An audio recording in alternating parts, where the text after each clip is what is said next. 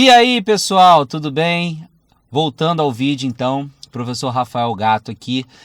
Esse é o segundo vídeo, então, se você não assistiu o primeiro vídeo, está em algum lugar aqui na tela para você clicar, para você ver o primeiro vídeo da resolução da prova de Agente de Pesquisa e Mapeamento de 2011. Então, esse é o segundo vídeo com a segunda parte da prova, até para o vídeo não ficar muito longo, né?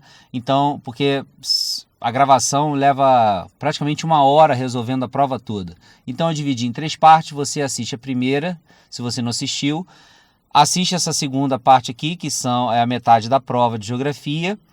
Eu vou resolver então as questões, como eu resolvi no outro vídeo, e a gente já vai então acabando, vamos para o terceiro vídeo. Observe a descrição que trata de uma das bacias hidrográficas brasileiras, apresentando as suas principais características.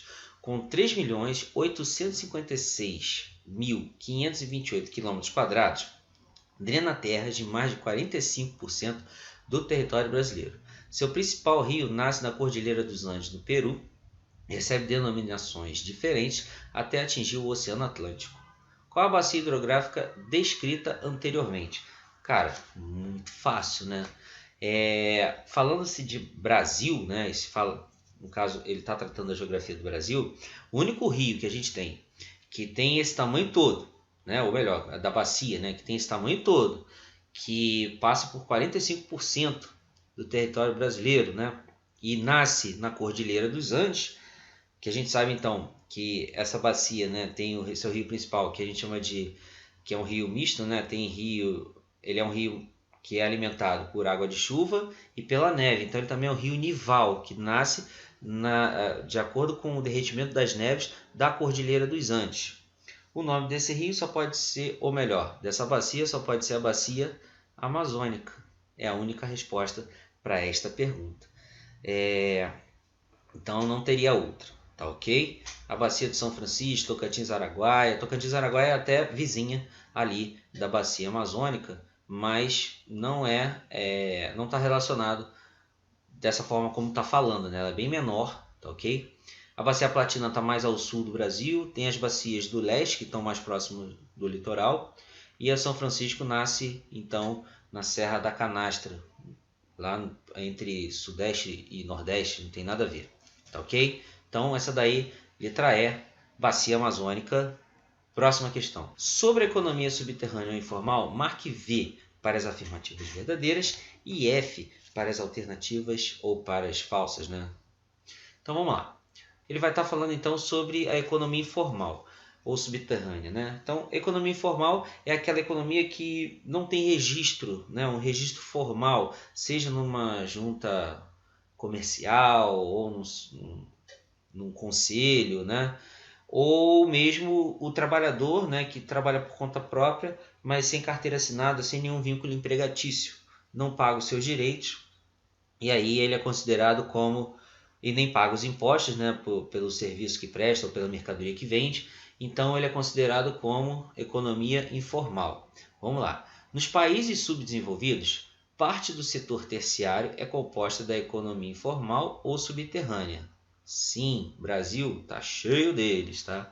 É só você passar nas ruas de alguns grandes centros, ou não, né? A gente vai ver camelô. Aqui, pelo menos no Rio de Janeiro, no trem e nos ônibus, sempre sobem vendedores, né? De balas, guloseimas, de veneno de rato até também, né? Tem de tudo que você acha nos trens ou nos ônibus daqui do Rio de Janeiro. Acredito que na cidade que você mora, nessa aula que você está assistindo, deve acontecer isso também, tá?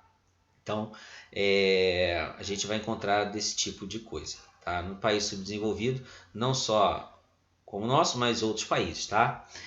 Entende-se por economia informal o conjunto de atividades não registradas legalmente, ignoradas por números oficiais, que indicam o desempenho da economia, como o PIB, né, que é o Produto Interno Bruto, e não sofre qualquer espécie de tributação, que foi aquilo que a gente falou no início.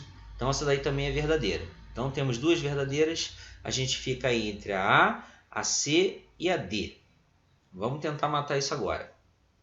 Comparando a economia informal do Brasil a um iceberg, sua ponta visível seria o comércio ambulante, que não deixa de ser também, de certa forma, uma das faces do desemprego estrutural. conhecidos como camelôs, esses mascates modernos acotovelam-se nas ruas de maior movimento das grandes cidades, disputando com os pedestres cada centímetro das calçadas. Exatamente, né? Não tem nada o que tirar aí. De repente, uma palavrinha que você não conhece, que é o desemprego estrutural. Então, o que seria um desemprego estrutural? Seria, por exemplo, máquinas que substituem o trabalho humano, e aí eu não preciso mais daquela mão de obra humana. De repente o cara só sabia fazer aquele tipo de atividade e não consegue emprego em outra área, porque também não conhece como se trabalha em outra área, e acaba engrossando então os números, se é que eles existem, né, do trabalho informal. Então, o desemprego estrutural está muito ligado a isso. O conjuntural vai ser um desemprego ligado então à conjuntura econômica. Estrutural vai ser então sobre a estrutura de máquinas que substituem ou equipamentos que substituem a mão de obra humana, ok? Então essa daí é verdadeira. Qual que a gente tem aí? Verdadeiro, verdadeiro, verdadeiro. A letra A e a letra D. Então agora a gente vai eliminar uma dessas duas. A renda gerada pelo circuito informal não influi diretamente a economia formal. Opa, claro que influi. Então imagina, se eu sou vendedor de bala no trem, eu vendi minha balinha lá, tudo ok, tudo normal, né? E no final do dia, aquele dinheiro, eu vou lá e faço compras no supermercado para levar para casa. Eu não alimentei a economia formal? Ou, por exemplo, eu peguei esse dinheiro e paguei uma conta, né? Uma fatura, alguma coisa que eu tenho. Eu não estou alimentando a economia informal? Ou seja, o dinheiro que eu gerei na economia informal, eu alimento também a economia formal, tudo bem? Então essa daí é falsa. Quem é que tem aí verdadeiro, verdadeiro, verdadeiro e falso? É a letra A de amor, tudo bem? Vamos para a próxima questão. Questão 8. Questãozinha grande, hein? Mas vamos lá, vamos ler com vocês. Ao debruçarmos sobre o tema meio ambiente, contemplado na Constituição Brasileira de 88, verificamos que no seu artigo 225, inciso 4, a floresta amazônica brasileira, a Mata Atlântica, a Serra do Mar, a Zona Costeira e o Pantanal Mato-Grossense são classificados como patrimônios nacionais essenciais para a qualidade de vida, sem que o Cerrado e a Caatinga ali fossem sequer citados, favorecendo a sua exploração desenfreada. Segundo o Ministério do Meio Ambiente, verifica-se que, entre 2002 e 2008, o Cerrado perdeu 85.074 km² da sua cobertura vegetal, representando uma taxa de desmatamento de aproximadamente 14.200 km² por ano, equivalendo a uma perda relativa de 48% de sua vegetação nativa, enquanto que a Caatinga, quase 50% da sua área já foi alterada. Reconhecida a importância ecológica do bioma Cerrado e do bioma Caatinga, o Ministério do Meio Ambiente divulgou em 2010 que o Senado aprovou uma emenda constitucional corrigindo a lacuna ali existente sobre a não inclusão desses biomas na condição de patrimônio natural do Brasil, aguardando apenas a aprovação pela Câmara dos Deputados. Então, seria vários biomas, né, que foram considerados como patrimônios nacionais, mas eles não citaram dois, que era o Cerrado e a Caatinga, né? É mais ou menos isso que o texto está falando, e a briga seria em relação que colocasse esses dois biomas como patrimônios também. Isso nesse momento aqui, né, que a questão foi formulada de acordo com esse texto. A aprovação do Senado de uma emenda constitucional corrigindo a lacuna ali existente sobre a não inclusão desses biomas na condição de patrimônio natural do Brasil pode contribuir para o entendimento melhor desses biomas. São fatos que demonstram a iminência de se aprovar a emenda, exceto, ou seja, ele vai falar então, o texto te mostrou os biomas que estão e o que não estão sendo considerados como patrimônio. Então, né? Agora ele vai querer saber quais os fatos que demonstram a iminência de se aprovar essa emenda, né? Ele vai mostrar vários fatos, menos um. Então você tem que ver aquele que está errado, tá ok? Então vamos lá.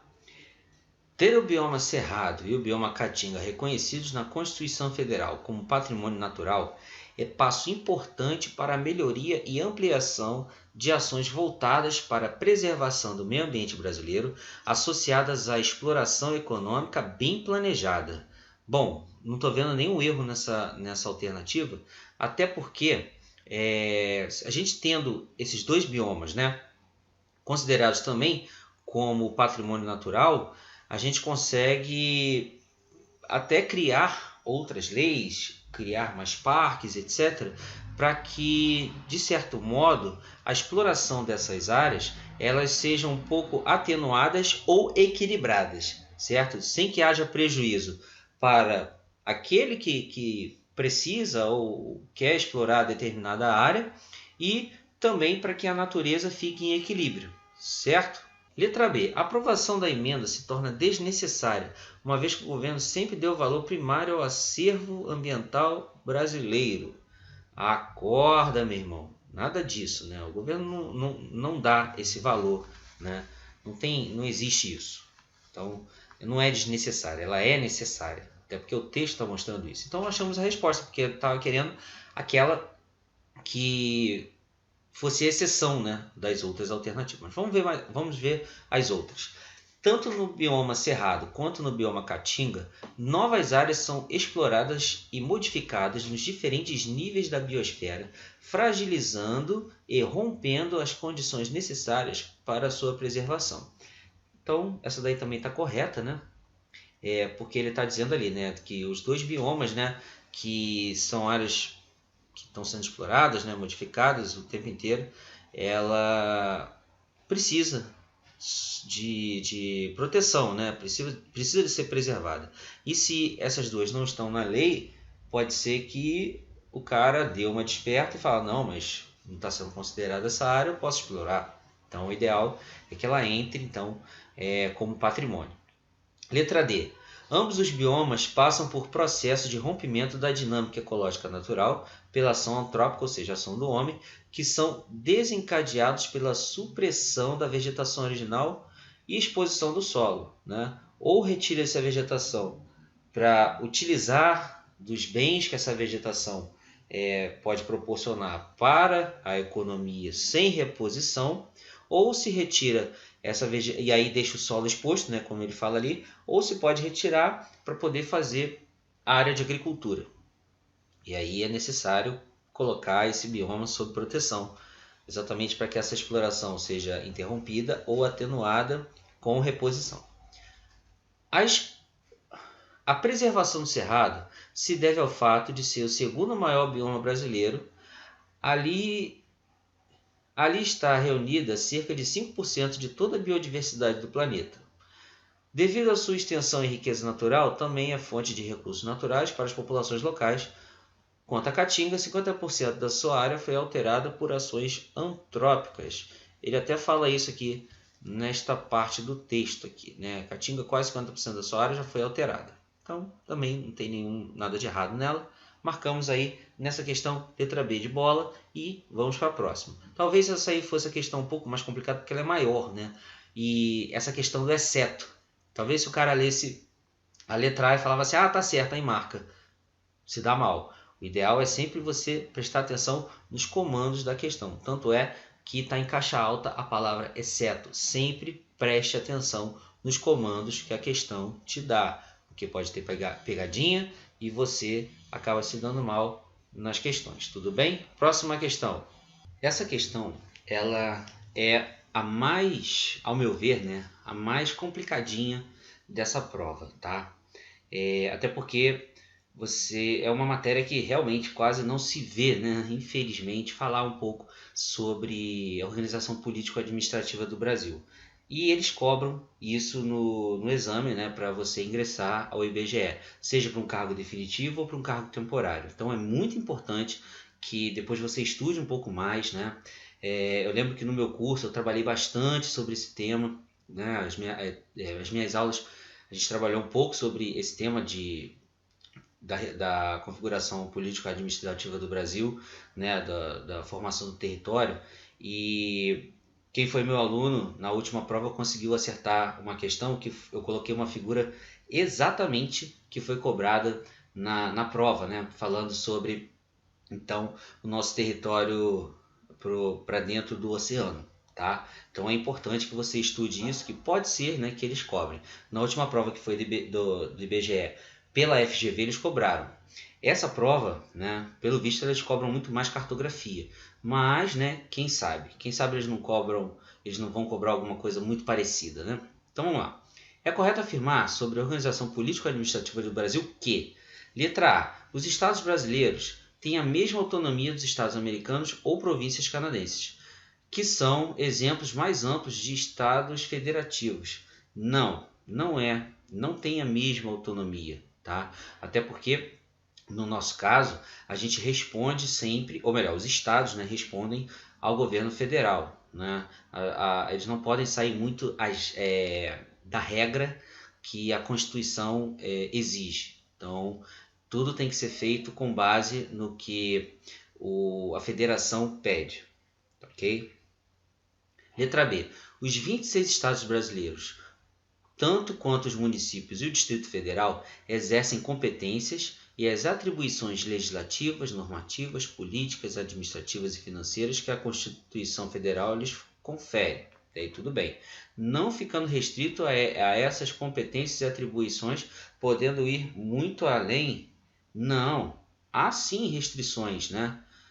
Existem restrições que os estados e os municípios não podem fazer, né? Que somente o governo federal pode ir além em determinados assuntos.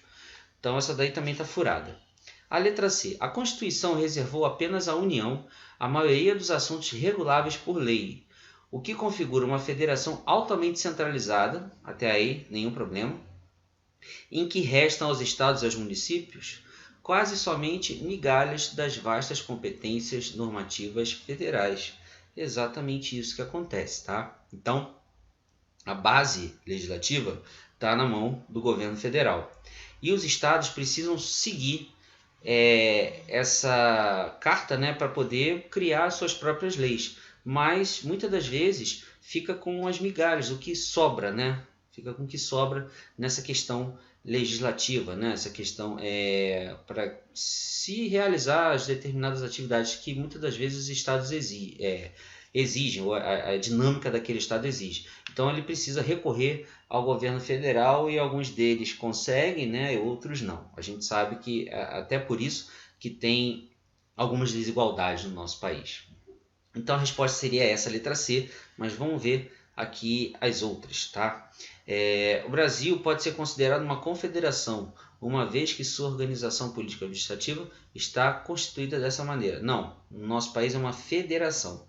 Uma confederação seria mais ou menos um grupo, né, de estados que está ali vivendo sobre um regime federal, uma coligação, e muitas vezes a gente vê esse termo confederação também para as não equipes, né, mas para esportes, né? Então, por exemplo, a CBF, que é a Confederação Brasileira de Futebol, que agrega ali então clubes, etc.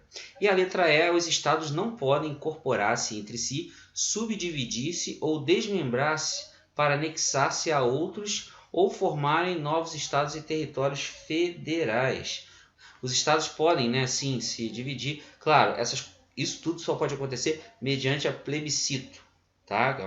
Que seria então a consulta à população para saber se isso pode acontecer, que foi o caso, né, que aconteceu no Pará há pouco tempo, que houve um plebiscito para ver se poderia surgir então mais 2 novos estados a partir do território do Pará, ok? Então a resposta dessa questão é a letra C de casa. Próxima questão. 10.